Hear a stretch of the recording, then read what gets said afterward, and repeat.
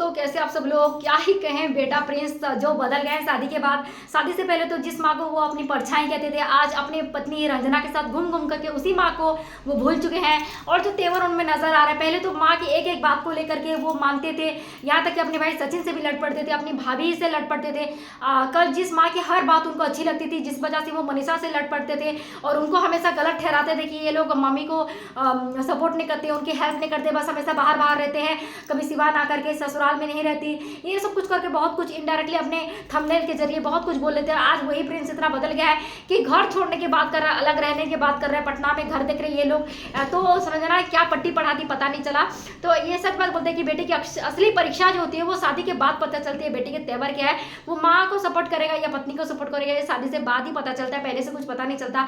ऐसा तो लग रहा था जैसे वो अपनी मम्मी को हर बात मानेगा और अपनी पत्नी को डांटेगा, जबकि उल्टा पड़ गया। वो अपनी पत्नी की माँ की बात नहीं सुन रहा और अपनी पत्नी के नक्शे कदम पर वो चल रहा है। आजकल प्रिंस बात भी करता है तो ऐसा लगता है कि उनके मुंह में रंजना की बातें घुसी हुई है, रंजना ने पट्टी पढ़ा के रखी है, जैसा बोलती है वैसा करती है। तो प्रिंस बहुत ही आइडियल हस्बैंड नजर आ रहे हैं, जबकि वो बेटे धीरे धीरे पीछे होते हुए। ऐसे तो उन्होंने शादी से पहले कहा कि मैं आपकी परछाई हूँ, आप जैसा बोलोगे मैं वैसा करूंगा।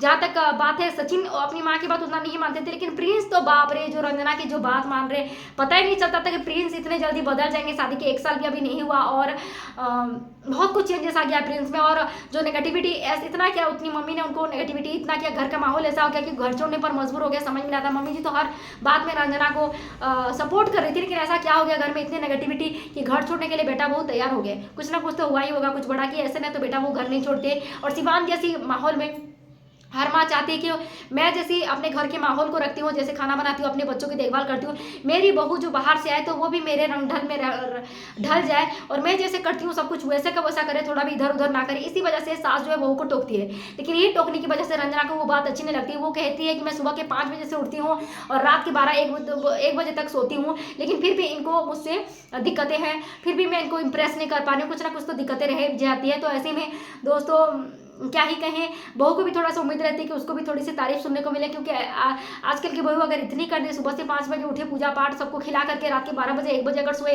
तो वो भी तो एक ब्लॉगिंग करती है, वो भी तो एक ब्लॉगर है, उसको भी तो थोड़ा सा अपने लिए समय चाहिए। ऐसे में वो थोड़ी सी परेशान हो रही है और प्रिंस को भी समझा रही है कि आपकी मम्मी को बोले मुझे थोड़ा सपोर्ट करिए। तो ऐसे में दोनों तरफ की बातें बिल्कुल सच है। तो मम्मी जी को भी समझना चाहिए कि एक न्यू जनरेशन की लड़की है और रंजना को भी समझनी चाहिए कि उनकी सास जैसी बोल रही है वैसा थोड़ा बहुत कर दे। तो न्यू जनरेशन और पुराने ख्यालात दोनों टकरा करके ये सब कुछ हो रहा है, लेकिन उसके बीच में प्रिंस बहुत बुरी तरीके से पिस रहा है। आई थिंक उनको थोड़ा सा टाइम चाहिए, लेकिन इतने जल्दी उन्होंने जो डिसीजन ले लिया पटना जाकर के अलग रहने का, आई थिंक उनको एक बार और सोचना चाहिए, क्योंकि माँ को गलत कोई ठहरा ही नहीं सकता। माँ कभी कोई सिचुएशन में गलत नहीं होती। हाँ, आपकी बीच में थोड़ी सी मिसअंडरस्टैंडिंग हो गई है, लेकिन प्रिंस इतने जल्दी बदल जाएंगे, पत्नी की तरफ हो जाएंगे और माँ को ही गलत ठहरा देंगे, ऐसा कभी सोचा नहीं था। आपको क्या लगता है ऑडियंस, प्रिंस बदल गया है कि नहीं? वीडियो पसंद है तो प्लीज वीडियो को जरूर लाइक कर दिया, क्योंकि हमारे चैनल में सारी ब्लॉगिंग चैनल के जबरदस्त रिएक्शन आपको यहाँ देखने को मिलेंगे। इस चैनल को प्लीज लाइक और सब्सक्राइब कर दिया। Thank you so much, love you all.